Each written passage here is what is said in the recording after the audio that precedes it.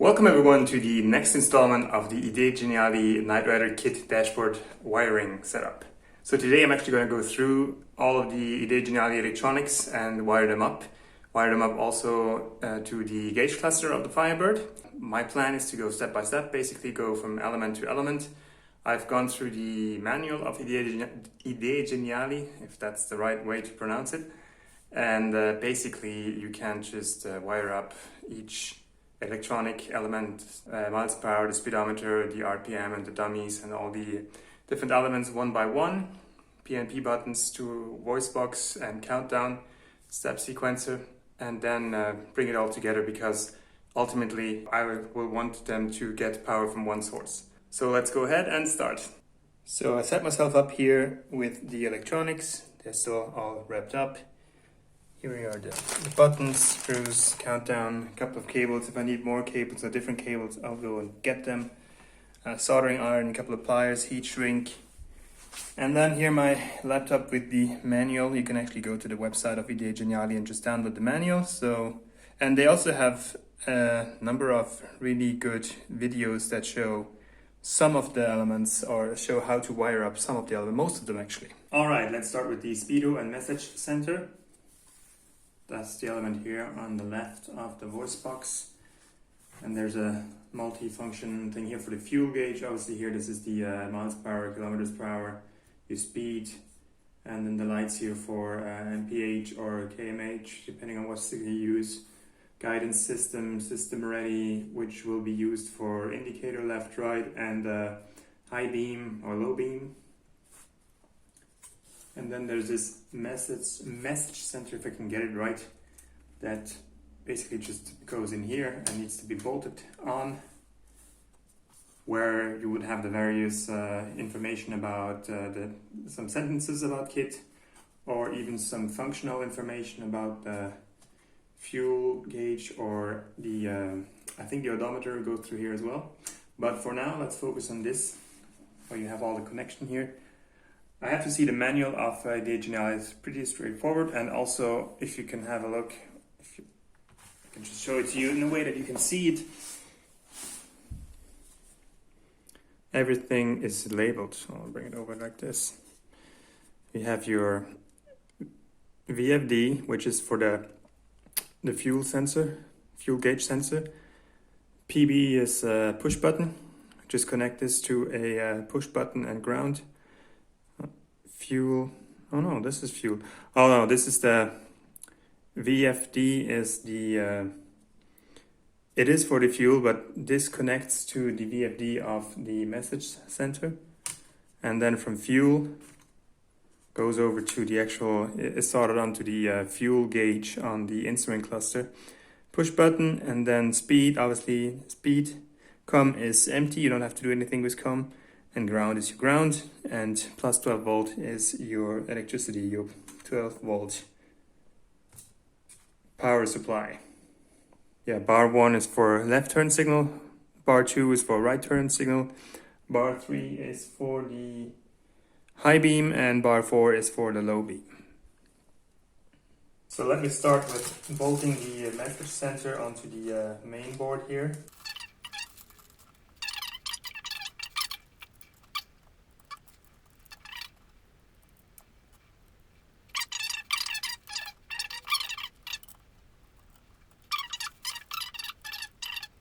But I just want the whole thing to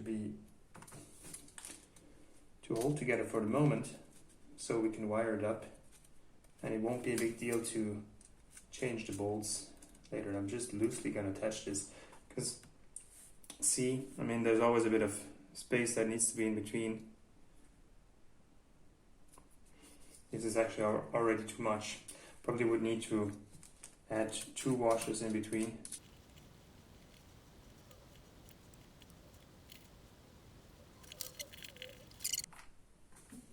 Now I'm going to take a piece of green wire to connect the VFD of this plate, this electronics board, to this one. So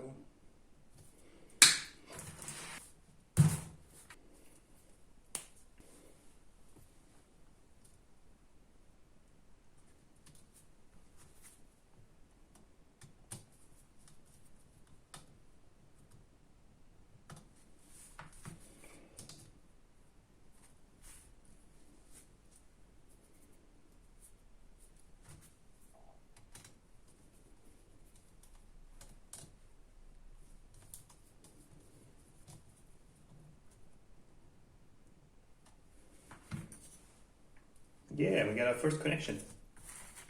Fuel is going to be the next one. That will go actually to the gauge cluster. Gauge cluster over here. When you have your gauge cluster, make sure when you put it down on the ground not to damage the chip computer here. Might just get something to rest it on. Actually, I'm going to worry about the gauge cluster later. For now, I'm just going to prepare all the wires. I'm getting this green wire for fuel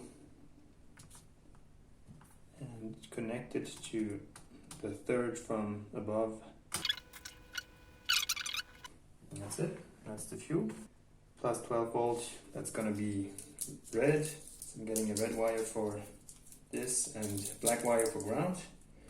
And I'm not too worried about the length, because at the end of the day, all of the 12 volts will come together to one main power supply, and I can always extend it with a heat shrink and wire it together.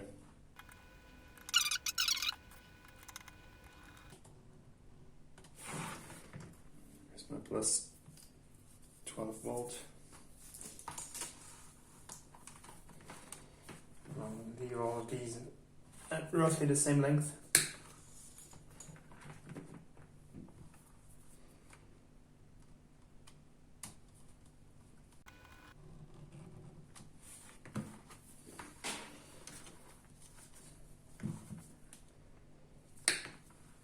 Speed.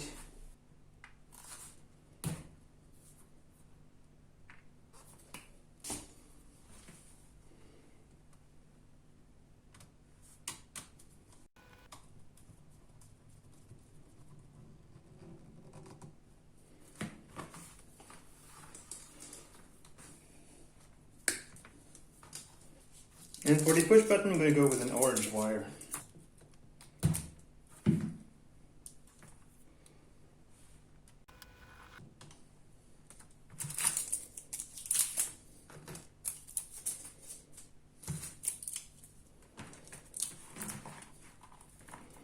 Bring these together a bit.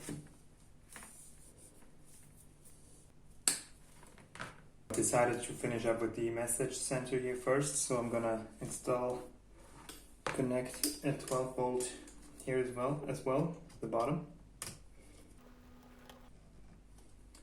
Then a ground is next.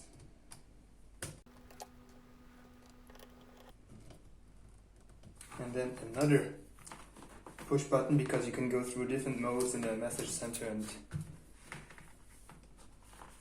there's a push button for that as well. We'll go into that after the wiring. For now, all I want is just to get the right cable at the right place, label it correctly, and that's that. Another COM, but you can leave that empty, has no function. If you wonder what this is the fuse, a 1 amp fuse.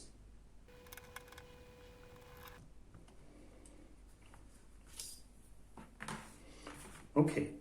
Now I'm going to label all of these cables at the top, because once everything is together and we're ready to wire it up, they're probably going to wrap this in some tape, and then I want to have it at the end, know which one is which. So because we have two sets of red, black and orange cable, I want to be able to know, like, this is the push button for the message center, this is the push button for the main speedo board, same goes for the ground and the plus 12 volt.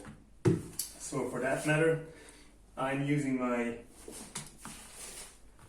P-Touch, and I'm going to print some labels and stick them on. With a bit of editing magic, I've printed these. So we have 12 volt message center, MS and GC, 12 volt main, this is what I call main, the main board here.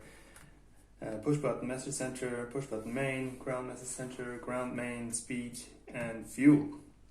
So let's go ahead and stick them on. Just going to connect it to the end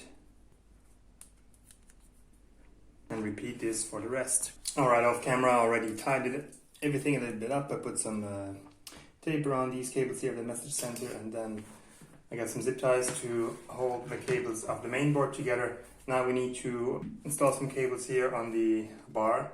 I don't have enough different colors, I think, so I'm just gonna label them anyways. So I'm gonna use green for the indicators, same for the headlights.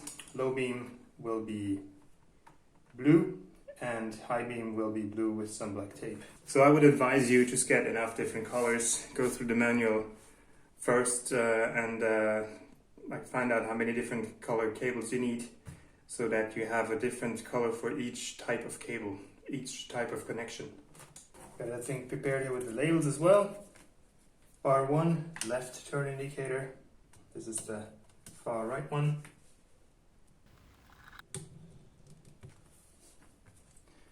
Go left.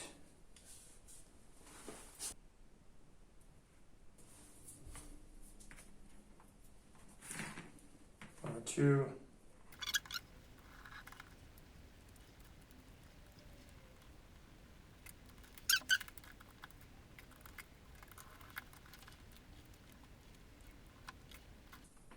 And finally, bar 4, this is the low beam.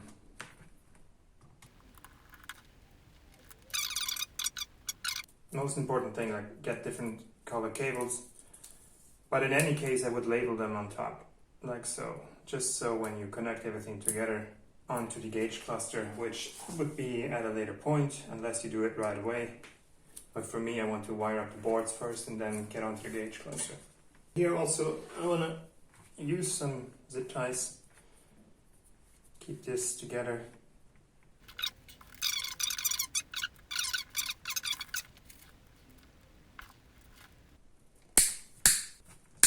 One important thing here is to set your speedometer to either miles per hour or kilometers per hour.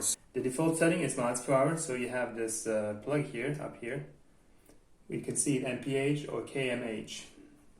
So even if you leave it, if you take it out, the manual states that it would read in miles per hour. So I'm just going to lift it up and select kilometers per hour, because this is set up as for my friend in Germany, and in Europe we use the metric system, therefore kilometers per hour. And that's that for the speedo message center.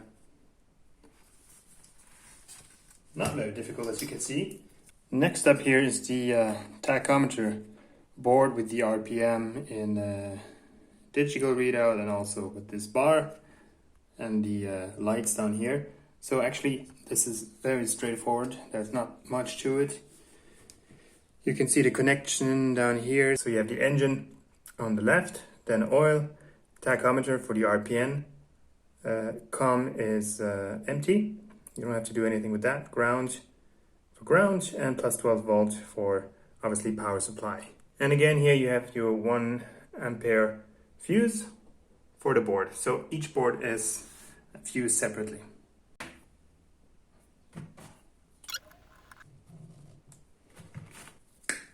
That off.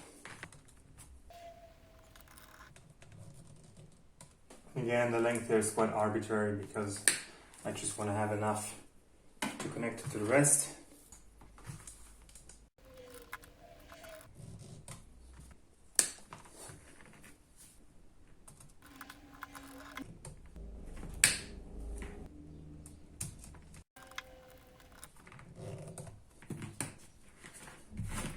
Now a little bit of labeling, and with some help of the movie magic, everything is already labeled and zip tied together. So the cables are in. All the cables here, we have oil, we have 12 volt, we have tach, we have ground and engine temperature. So these will all be connected to the gauge cluster, but for the moment I'm going to put this aside and continue on with the next board.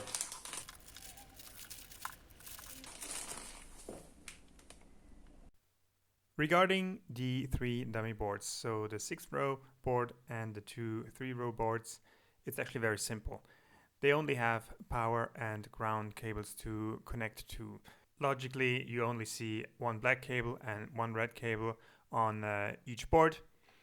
Just cut it to the right length and connect it to the black one to G&D for ground and the red one to plus 12 volt. Now the last big part that remains to be connected is the countdown step sequencer to the voice box to the PNP button. So these obviously are not the original PNP button, but they do have the same functionality as the original PNP button, meaning that they are just like, buttons that switch on as you press, and at the same time they have a light inside. So when they're on, they light up. When they stay on, they light up. And the way this is made, that this is just, on when pushed. So if they are not pushed, they're normally, they're normally off. This is where this relay comes in. This all needs to be connected to the voice box through this relay in order that when you push power, it's on, or when power is into the system, it's on. When you push auto or normal or pursuit, that the respective button lights on and stays on. That's why this relay into the equation. So ideegeniali actually made a really good video and they posted it on their YouTube channel. I'll insert the video link in the description. And I don't know how I could possibly make a better, more detailed, more step-by-step accurate tutorial than what they've already done. They've uploaded this years ago. I'm gonna do it, but obviously I took the information from that video, so I advise you to go and see that video also. I'm gonna start with connecting the countdown to the voice box and then go towards the PNP buttons. They need to be connected to each other and then connected to the relay, and then from the relay all together with the voice box, and then there will be one single ground and power output for this entire section. All right, let's start simple here and connect the countdown to the voice box. If you look at the back of the voice box. First, let's have a quick look at the connectors behind the voice box, because this is what controls the whole system. We have power here, 12 volt Vox and 12 volt normal. Vox is for the voice box. I suppose it's for the readout here of KITT's voice. 12 volt, the second, then ground, and then COM again. You don't have to connect that at all. And then on the sides here, you have ones here, push buttons, PNA, so pursuit, normal, and auto. Not power, because the whole power will actually be connected through the power button. So when there is electricity on the system, it will only come on when you actually push the power button. Well, but we shall see that later. On the other hand here, on the other side, we have the lights. External lamp drive, so L1, 2, 3, 4 is for the countdown. So power would actually be connected here to L1, minimum RPM to L2, and so on. But we don't connect the red one, which is for power, here directly to the voice box, but we connect the ground one here to the voice box. So this will actually just work through ground here, not through anything else, not through the power. The power will come directly from the power source. And here we have a little speaker for the tone of the voice box. And then further on here we have L5, which we don't necessarily need. You could connect this to a further lamp, which would switch on in that sequence that you have it connected. But then we have LA for auto, lamp N, LN for normal, and LP for pursuit. So these will actually light up the lamps here within the PNP buttons as you press them. Again, the power button is separately, since it will be wired up in a way that it will get power and light as you switch on the power for the whole system here. I take ground from power and connect it to L1, and the ground from minimum RPM connected to L2, and so on. Next, fuel on, this is the next one, connecting to L3. Obviously we want, when we power this up, to come up in this sequence. So whatever is in that sequence will light up respectively. And then lastly here, we take the ground, the black wire from igniters, the furthest down the row on L4.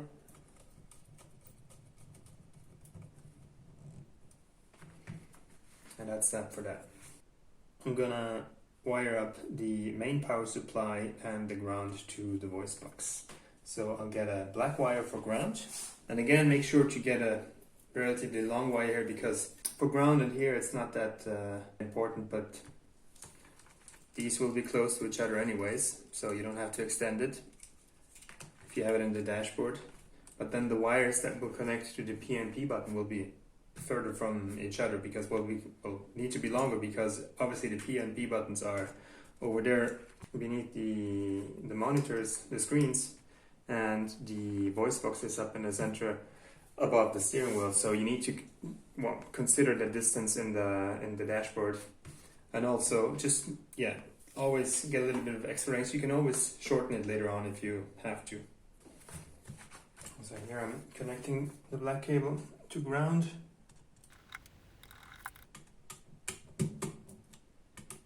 And we have plus 12 volts and plus 12 volt box, and they need to be connected. So we get a small cable to connect these simultaneously.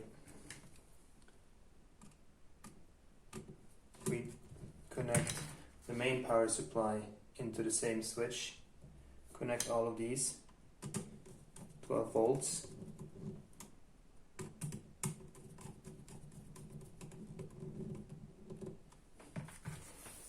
And we can tie this together and label it as well.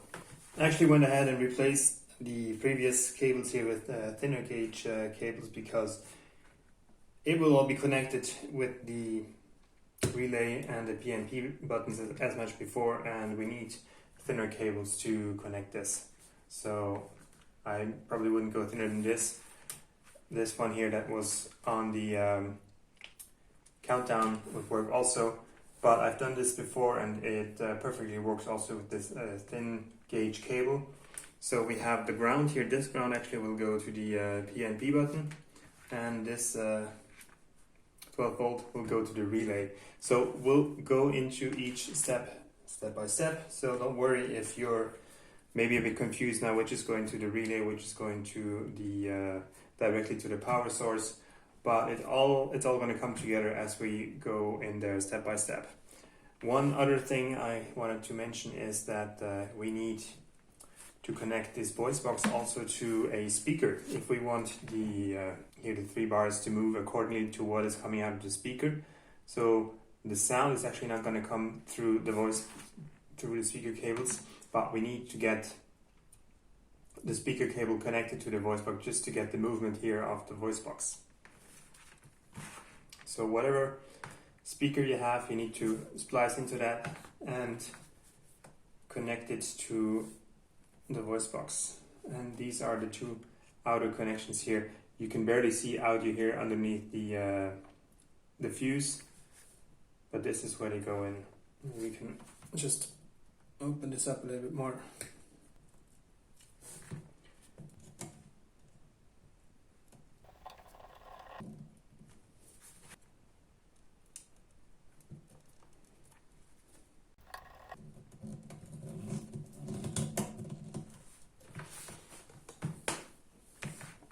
That's it. Alright guys, now we're getting to a point where we can actually almost put everything together. What needs to be wired up together now is the voice box with the, well obviously with the countdown that's already done, but with the PNP button. So I have already done this for my own setup here. This is meant to get into some kind of a wall or box setup. That's obviously it's not gonna, as I mentioned before, I'm not gonna make a complete dash from my own kit, or even if I do, I can always use this later on. But with the ideegeniali electronics, this is how you have to wire it up.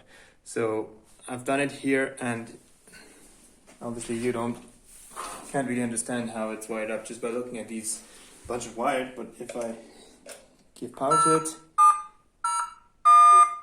the countdown and the voice box lights up, and we have power here, which is on. Then we have, by default, we have normal cruise, which is on, and then you can, would be auto cruise, and then pursuit, back to a normal, or whichever you want. There's a tone generator in here, in the voice box, same as here. This is the next iteration. I think this is, if I can get it to focus, voice box 2.5, and this is the voice box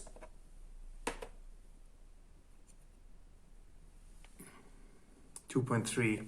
The only difference I've seen is that the new one, the 2.5, has a fuse in here, the 1 amp fuse, as I have shown before in all of the electronics. This one doesn't appear to have one in here,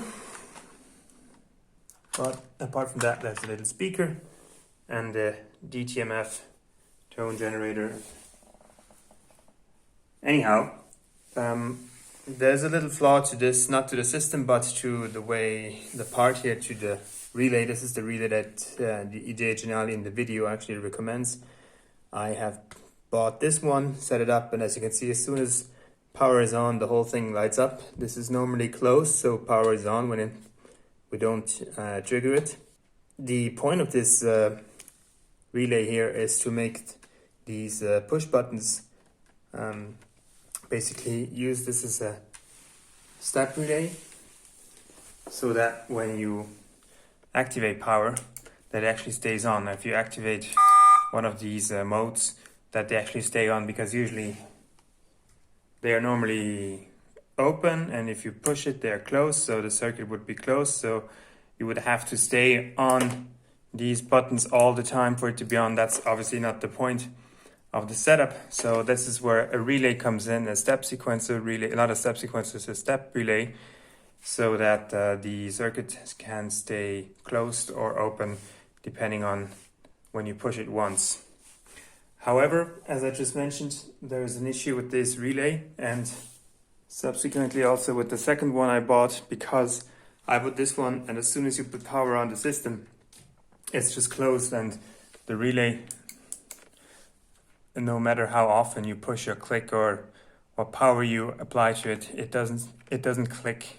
So there's a fault with this relay, and the second one I bought is the same. So you might think that maybe I just don't know how to handle it, but I actually went through it. I opened it up, checked everything, and the connection, what's soldered, what's not, and can't really find any issue to the the way it's put together, but it just doesn't click. I'll leave the link in the description to the video description of ideegeniali, how that shows in detail how you put all of this together, what wires you connect, how you put the ground and the all the cables basically together, how it is now. I went through it again, I double checked everything, the connections, I really connected it exactly as they explain it in the video. So I'm 100% certain, I'm positive that there is no wiring issue here. It must be the relay. So I'm going to look for a different relay, but in the meantime, well, I mean, I can live with it. It's okay if you just power it on and it comes on it directly, but the point would be for it to switch on when you press power and to switch off again when you press it again. Anyhow, back to this electronics. I'm going to put you on a stand and set it up to a time lapse and wire up this whole system just as I have done here.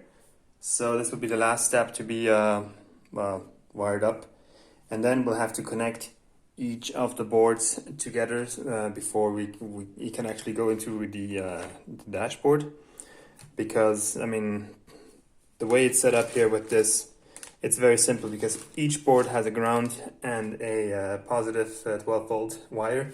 So you connect the 12 volt and the ground respectively with each board and have one system, and it basically ends up here with the relay where the power goes in. But first things first, let's wire up this voice box with the PNP button.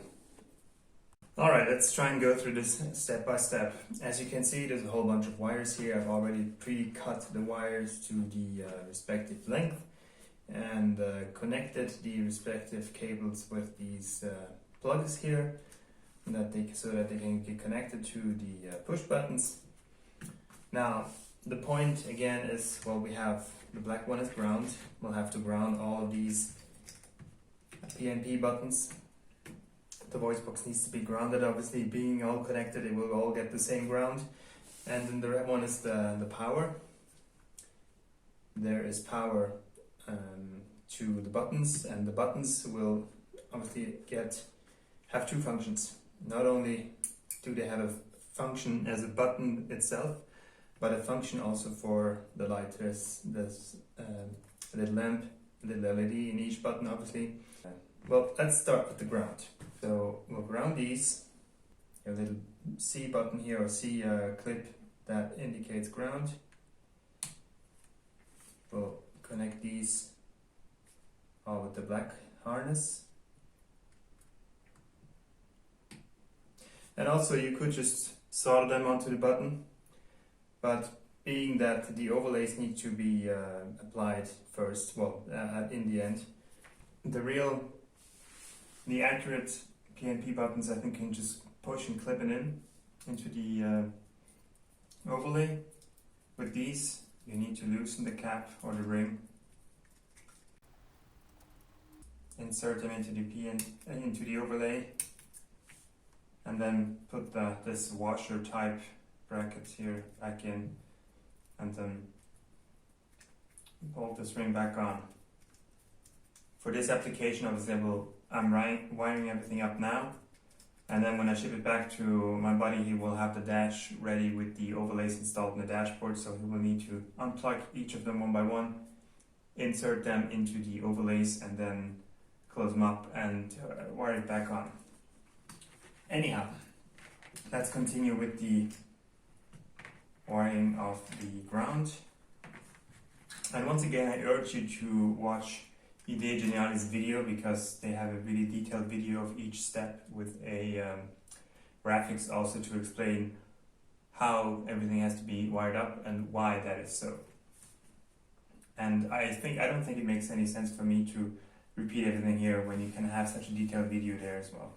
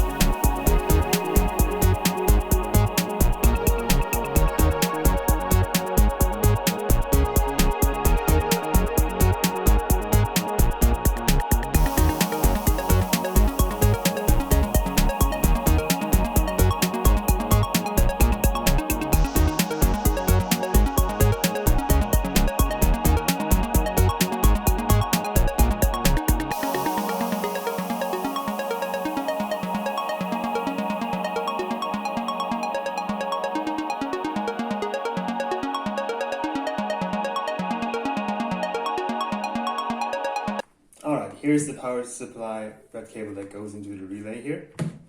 Goes through, powers all the buttons. Also then powers the voice box by being connected through this end of the cable.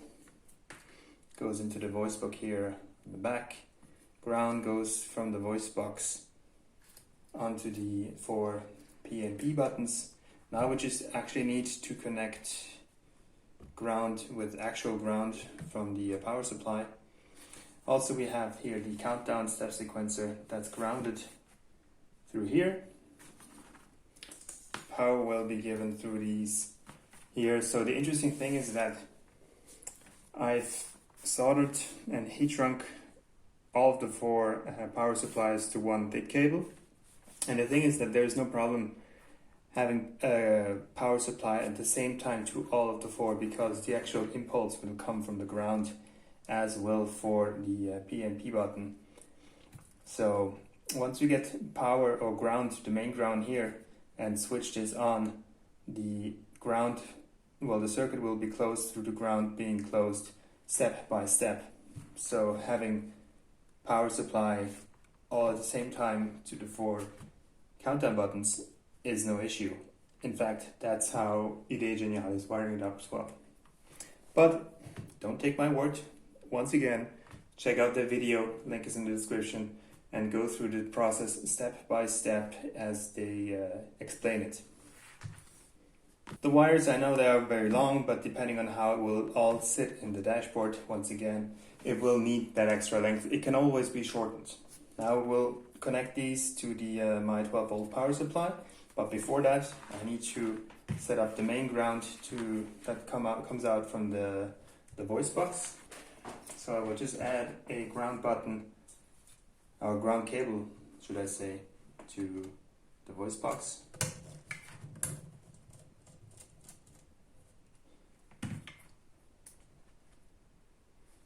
In conjunction with the ground of the whole system here.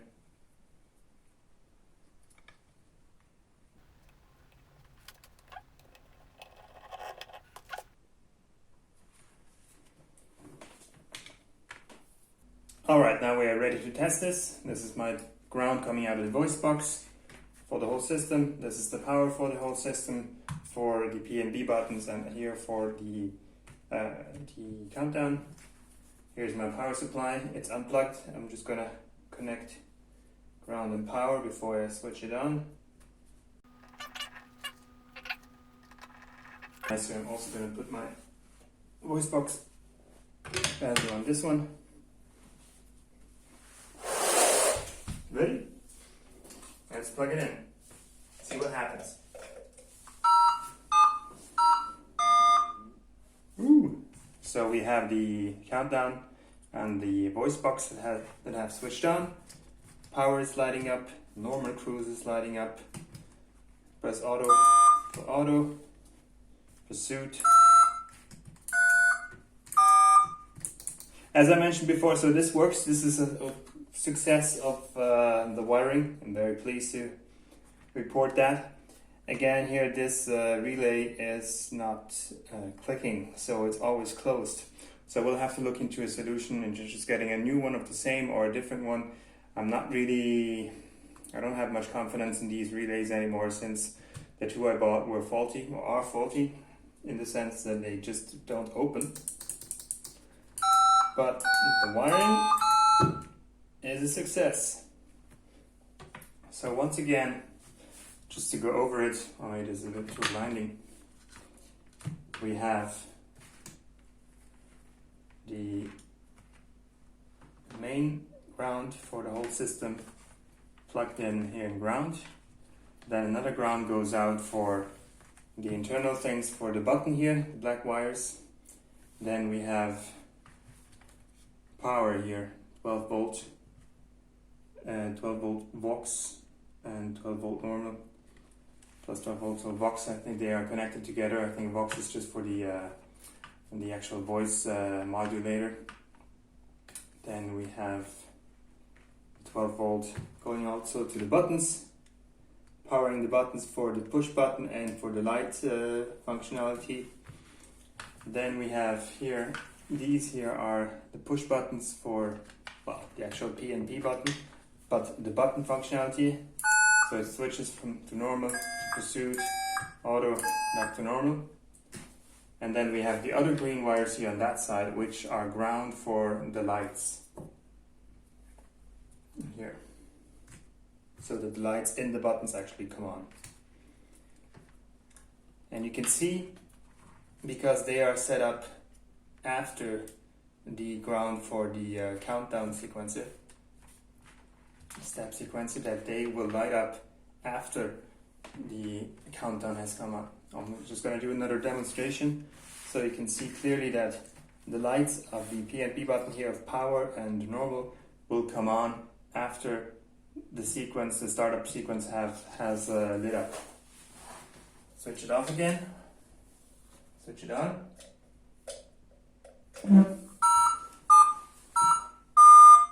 See?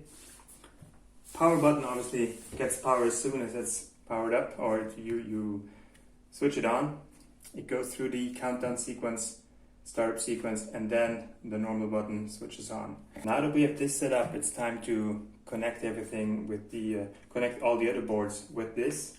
Alright, here I'm back with the main boards. So the way we've done it first is just to attach the wires for each board wired up, and obviously, as I just mentioned, there is a 12 volt red wire and the black ground wire for each of the boards separately. So the way ideegeniali wants these to be connected is very simple. I've already done it here on this speedo board. You have the message center board, and you just go connect the power wire to the power wire of the speedo board. Same for the ground here. And you take the ground and the power buttons of these wires, and connect it to the next one. Here we have the RPM, then we have the 6th row, and underneath we have the 2 dummies. Just as you can see in the real kit, if I take a glance at the poster, speedo, RPM, 6th row, and then the 2 dummies. The one with the red LEDs on the left side, and the one with the mainly green LEDs on the right side. I'm leaving this length because you never know. There will be the voice book in between everything, so this is long enough.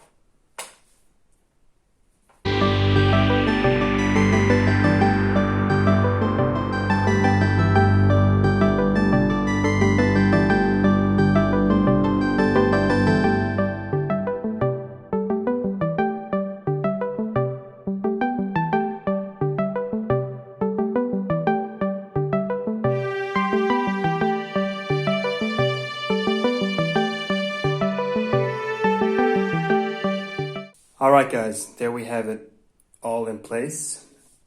Don't be scared about all the wires. I mean, if you've gone through these steps step by step as I've just shown them, it shouldn't be all that dramatic. Obviously you have to make sure that you don't, mix up all the wires when you lay out everything, or take it back into a box. Obviously, what I've done here, I've just added the voice box countdown PNP assembly, and we have here, this is the main power supply cable for the main boards. I've wired them up here to my power supply. It's not plugged in now. We have one ground for the voice box and one ground for the other boards. The one power supply for the boards. Then we have the power and ground for the PNP buttons, which these are connected to the voice box also, and come back down here with the power buttons, power supply for the countdown. That coming here, basically here you have all the power and ground coming together in one place.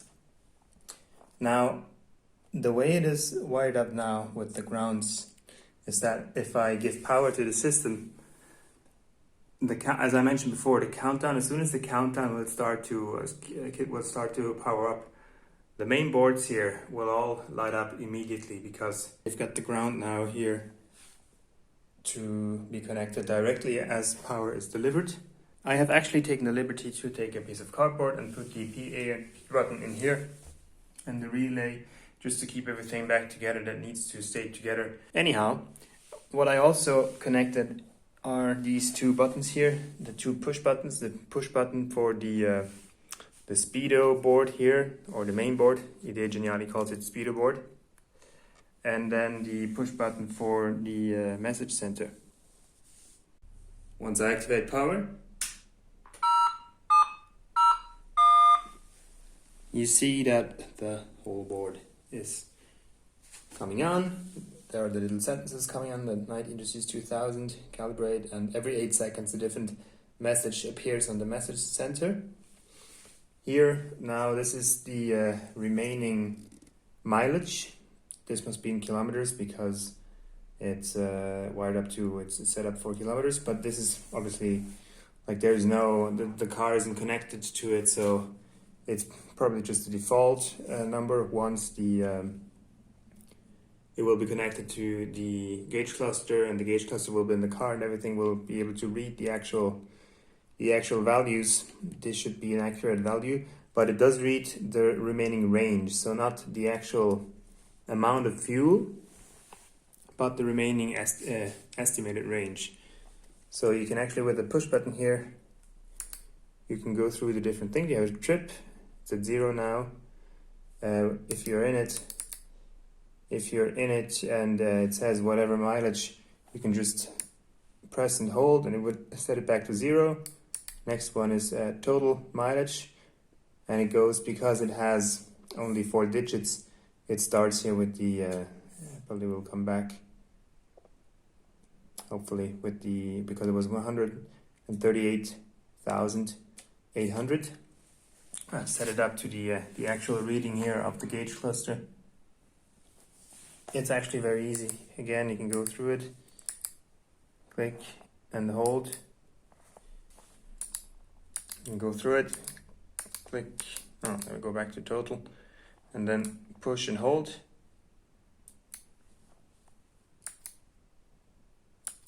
And then you can actually click through and set up the actual mileage, and push and hold again. Go to the next. That's okay. Well, let's go back to 3. Push and hold. Push and hold.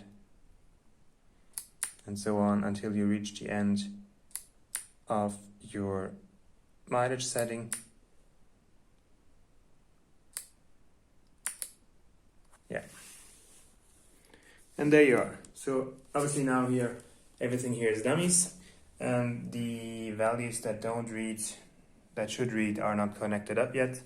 So the next step is to wire all these remaining wires up to the gauge cluster here, or to the back of it. What I also wanted to mention is that I actually intended to set it up in a way that the main boards, well, the countdown lights up first, the voice box, and then in basically the 5th sequence, the rest of the dashboard would light up, but to my knowledge, that's not within the configuration of this ideegeniali electronics. Obviously, there is a ground for a 5th lamp here on the voice box, which I tested to just set the ground of the main boards here to this 5th lamp, so in order that the countdown would, and the voice box would light up first, and then basically as a 5th sequence the rest of the board, but that didn't work. I mean, the whole thing just didn't light up. Probably the ground through there isn't strong enough to, well, to cover the whole main board of the dashboard. So I will just leave it like it is now. Alright, let's get ready to connect the dash with the gauge cluster. So ideegeniali has pretty simple instructions to tell you what to connect where. This here is an 85 to 92 gauge cluster for Firebird. They show in their manual the different options. I mean, if you have an 82 to 84 Firebird Trans Am, it will be a different gauge cluster, or different different setup in the back, so you will have to go through that. In this case, this matches this. Basically, there are a couple of screws to remove so that the temperature and the oil gauge can actually be measured. So this would be here the oil, where we have to connect the oil wire, and this screw needs to be removed. Same thing for here, temp gauge. That's where we're gonna bolt on the temp gauge wire on, and this bolt here will have to be removed. And if I go into that, for fuel, it will be this one here, but this bolt here will have to be removed. So obviously I'm gonna keep these 3 bolts in a little bag for my friend, just for him to keep it safely. And I will connect the wires onto this. And then here for the low lights, so this would be low beam, high beam, turn signal left and right, speedo cable here, tachos or RPM, which should be the one here if I'm not mistaken. In order to connect this correctly, I'll have to see, like, I'm probably gonna take some ends with ring ends that I can just put underneath the ones who are bolted on with the bolts here. For here, I'll have to see, maybe I'll just tap in a wire here, or I solder on a wire on here to make sure that there is a connection. Let's go back to our instructions and remove the 1, 2, 3 screws off the gauge cluster and put them away.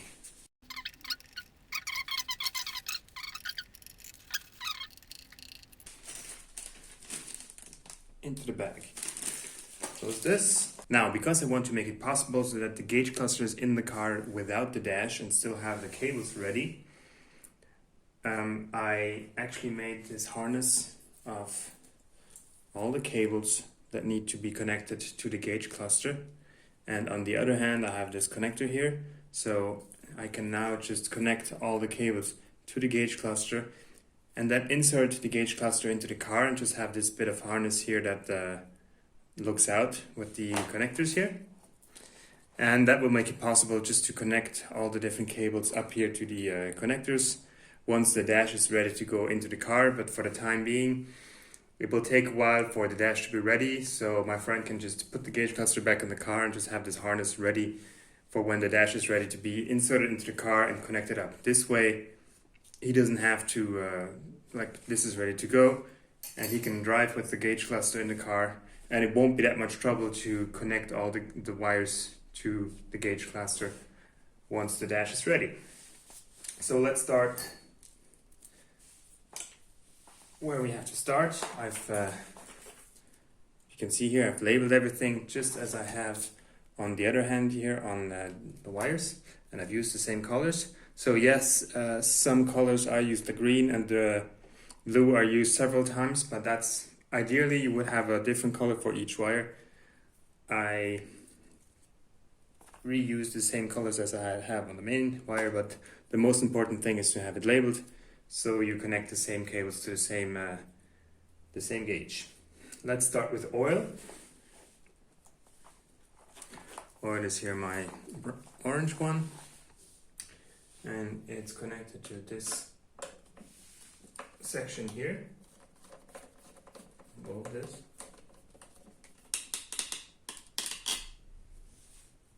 And I put this round connector in here, this ring connector, so I can basically just put this back in.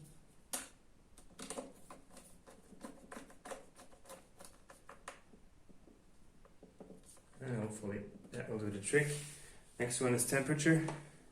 Temp. I have here EGT, so engine, it's labeled EGT, and ideegeniali's manual. And this goes in here.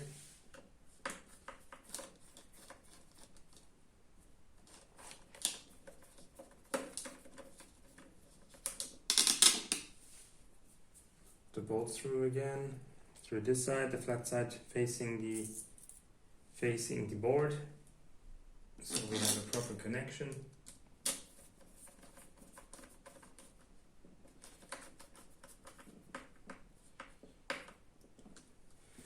Next one is this green one for fuel, and fuel will go in here.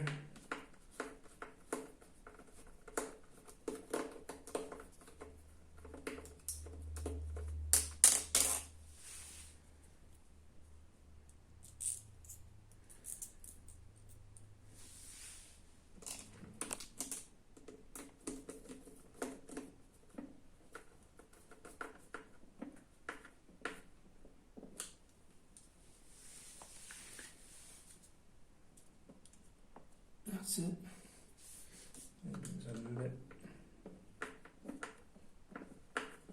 I don't want this to make a connection with all the adjacent circuits.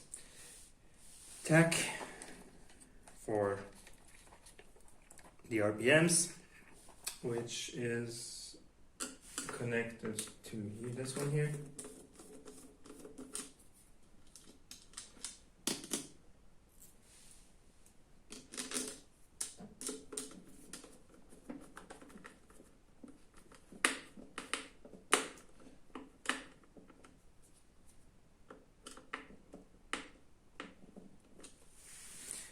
Next one,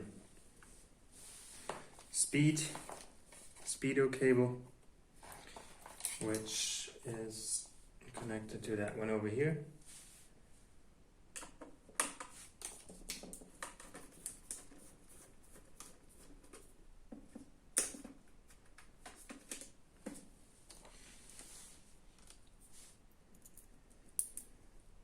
See, these are different shorter bolts here on that side.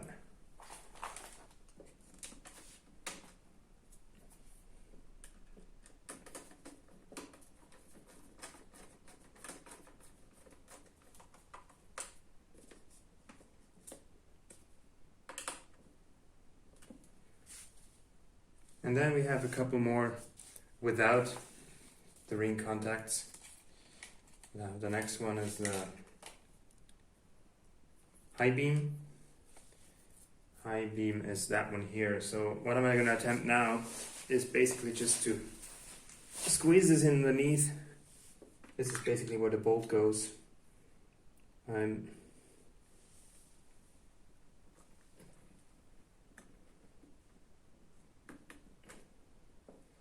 just going to do this for now. I'm going to see if that works.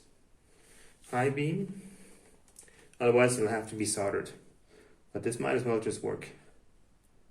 High beam, and then the next one is low beam, which is this gray connector down here.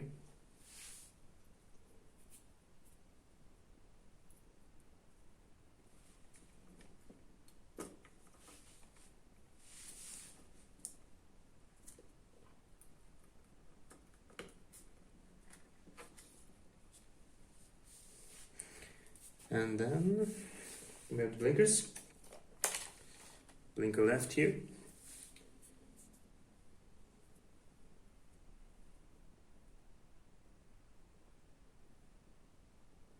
Which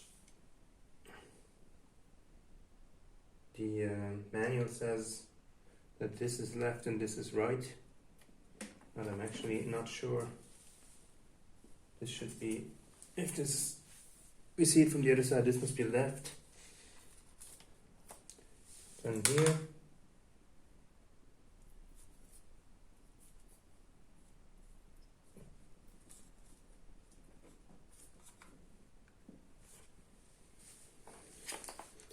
And this must be right.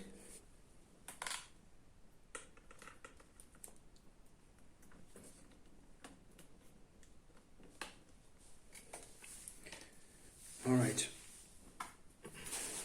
Okie dokie, guys. So everything is ready to be installed for a test setup. I'm gonna put this gauge cluster into my car, even though my car is a V8 and this is for a V6, but the gauge cluster itself, the back is the same.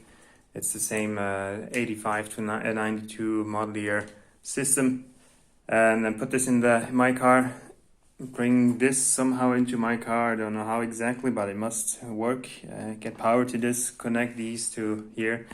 And I mean, even though I know that the dashboard itself works, I want to see if the RPM work, if the fuel gauge works, if the speedo works. I'm not going to drive very far, just in the driveway to see if it triggers anything. So I know that what I've done here, if the blinker work, if the headlights and the low beam, high beam work, just so I know that I've done a good job. And I can send it back to my friend the way it is now.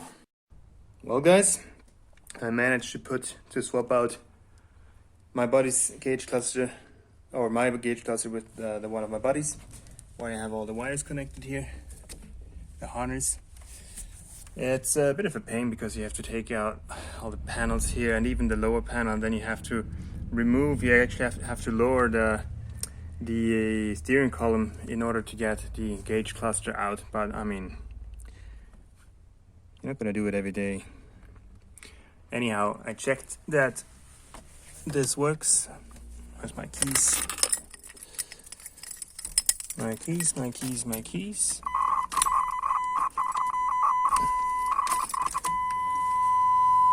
can see light works. Low beam. Sorry for the buzzer. Indicator left, blinker right, works. High beam. So all of these work. So technically, if I connect them to the dashboard, they should also work on the dashboard.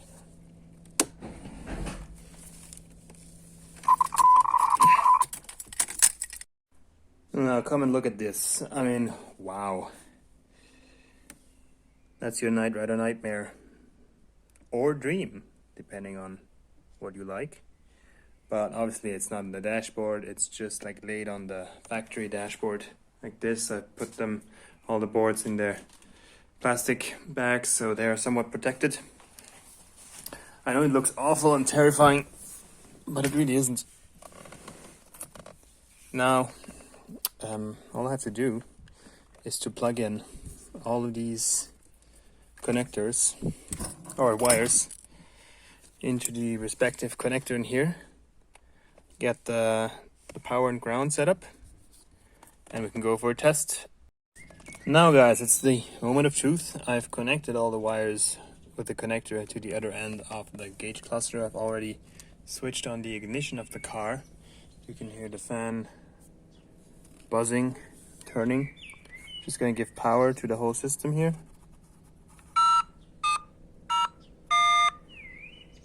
So the main dash is on as before. We have our PA and P button. Now what I'm really interested in is, does the rest work if the lights are on? They usually should be. It is a bit inconvenient now that I don't have it in an actual Knight Rider dash, but on here there should be a gauge. One of these should light up differently. Same with the indicator left or right. That should be showing up here now, but it isn't. Let's start up the car and see if the RPMs light up.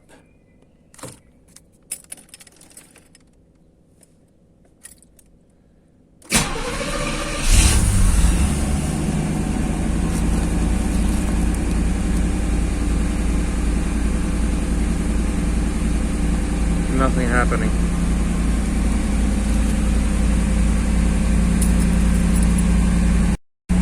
But as you can see, the car is running now, but I have no gauges. I mean, the light's working here if I switch on the light, but I have no RPM, I have no battery, I have no fuel or oil pressure. And I believe that this is due to the fact that this is a V6 gauge cluster and not a V8, and therefore the connection doesn't work properly.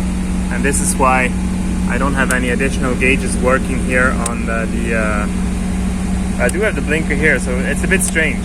I'll have to investigate. So I believe I found the culprit here. This cable here was kind of wedged in between this connector here, so obviously it couldn't read properly anything, or would just partially read. So I checked everything again. I'm gonna make sure to insert the gauge cluster properly and try it one more time. Already I can see progress because I switched on the ignition. Switch on the ignition, you can see the service engine soon light is on, which is normal when it's just with the ignition on, engine not running. Parking brake light is on. We have, what do we have? I think it's measuring also the volt. I'm just gonna start it up and see what's happening. Yeah, measuring charge, inflate. Obviously here, oil pressure and water temperatures is not going to work because it's a different system in the V8 than in the V6, but RPMs are working. So I think now we can give it another try with the electronics. Hey guys, well, that didn't go quite as planned. Obviously, I was quite disappointed seeing that that didn't work. I did actually put the gauge cluster, I reconnected the electronics to the gauge cluster and tested it again. And again, nothing worked. No speedo, no tach, no indicator, no lights, and anything that was supposed to be coming from the car. So I took it off again, brought it inside the house and checked it out again. And I think I found the solution, or found the problem. Now, here I'm back with the gauge cluster.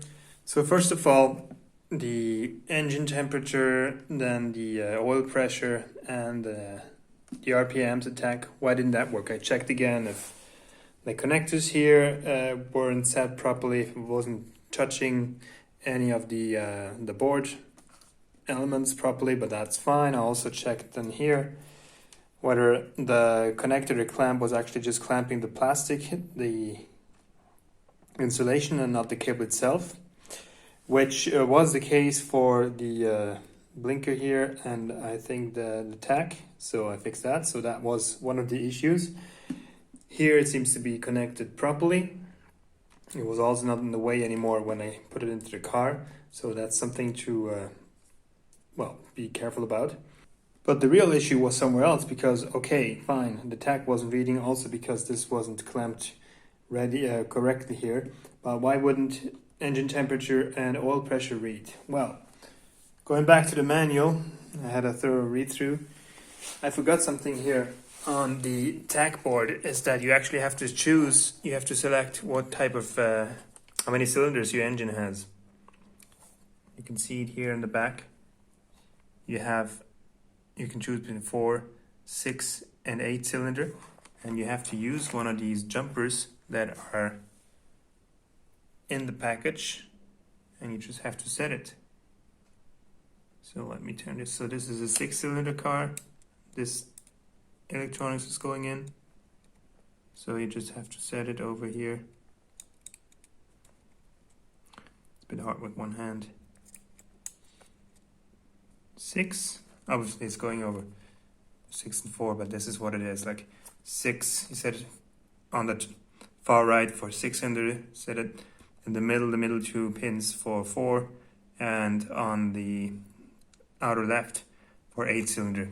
So now the system knows what type of engine it is, and it can actually read properly. And then the second issue, why wasn't there no indicator, no lights, no high beam? Well, I connected them here. Here are the blinkers, right and left. This is high beam. This is just a normal dash background light.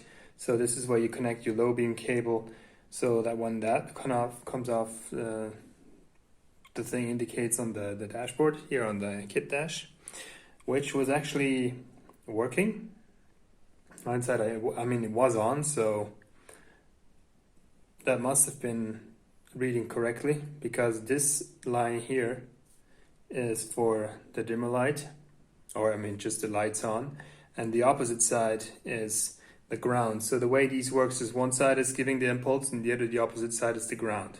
So you need to connect them to the correct side, and this is here where I made the mistake. And if you look carefully to the instruction of ideegeniali, you can also see that they pinpoint exactly which side you need to connect. So the low lights, or as they write it down, low beam, is on the lower connecting side here, and then, which I've done here. And then for the high beam, this is the high beam, and the indicator, you can see that the marking is on the top side, and I've actually checked it also with other manuals about this gauge cluster, that this is the correct connector for a blinker right, but this side is the ground side, and the top side is the actual impulse coming from here. So, and the same goes for the high beam and the indicator left. So what I have to do now is actually take these off and connect them to the top side. for those 3 ones. And there we go, I switched it over to the top side. So this side here, the top side, is the one that gives the impulse for the blinker right, blinker left, and high beam. So now this would explain why these didn't indicate or didn't show up here on the Knight Rider dash when I switched those on. So with all this done, I think we're ready. I think now the gauge cluster also here on the opposite side, when I reconnect or when my friend reconnects the wires to these connectors here, needs to make sure that he doesn't actually just clamp down on the insulation, but clamp down on the exposed cable so that the information can go through. Here the 3 screws are removed, as explained here also in the manual, that the ones with the yellow cross are to be removed so that the signal can go through. Now guys, against the image that I might have portrayed about this electronics while showing all the wires and setting this up and the errors I made, the setting it up is actually quite easy. If you go step by step, board by board, and then make sure to, well, just wire it up properly. I mean, it's quite easily explained, or quite, yeah, carefully explained also in the manual. Just go through it step by step. Obviously, you need to get the cables by yourself. I mean, you can buy it from ideegeniali, but you need to get this additional. It's not part of the electronics package when you just order the set of electronics. But that said, I mean, again, it is quite simple. Just be careful to wire it up carefully. And also, I mean, it did look quite messy in my car, just having the factory dashboard and all the wires laying on top of the dash pad. Usually when you would assemble this, you would have your actual fiberglass Knight Rider dash shell and then mount that in with all the overlays and have some kind of structure to hold this in, and so you can zip tie and you can have the cables cut to the proper length. I mean, these cables are long enough, maybe in some places maybe too long for the dash, but it can always be shortened. But that's the issue I have in this very particular situation, that I'm just wiring up the electronics and sending it back to my friend, and then he will have the pleasure to install it all in his car and his dashboard. Anyhow, that should definitely not put you off from getting this electronics. Obviously, the next logical step would be to put it back in the car and test it again and see whether all these changes I've made to the wiring have actually led to the result that we're looking for, that all these things work. But I have to tell you the truth, I put my own car back together with its gauge cluster and all the dash elements, and because I needed the car. I'm not going to do that again. I'm not going to take my gauge cluster out just for the sake of this. I know now where the issues were, and I know how to wire up correctly. Obviously now I've gone through it. And I will advise my friend who the set of electronics belongs to what to be mindful about, and he will install it in his car at the end anyways. So I will now pack it up and send it back to him. This is probably not the best way to go about if you're doing a video about it and you want to show the public whether it actually worked, but the essence of this is that you have to be methodical, and you have to go through it step by step and just be mindful of the little details. It's all about the details sometimes in life. And so is it for this set of electronics. Again, it was relatively easy. I mean, it does take time. I've spent about 2 working days setting this up. I mean, including going through the manual and cutting the wires and everything. So, but whatever, I mean, it's a hobby, so what are 2 days? That's part of it. I'm looking forward to seeing this in my buddy's dashboard. I'll hopefully get the opportunity, if he does it sometime soon enough, to update you on the situation, send you some videos or pictures of the finished dashboard. So this is it regarding the Knight Rider electronics here on my channel. I'm still not gonna install any of it in my car. I'm sorry to disappoint you if you would have liked to see my car upgraded with some proper Knight Rider dashboard, but I'm still no. For a number of reasons, some of which I've already mentioned a few months ago in a previous video, link to that in the description.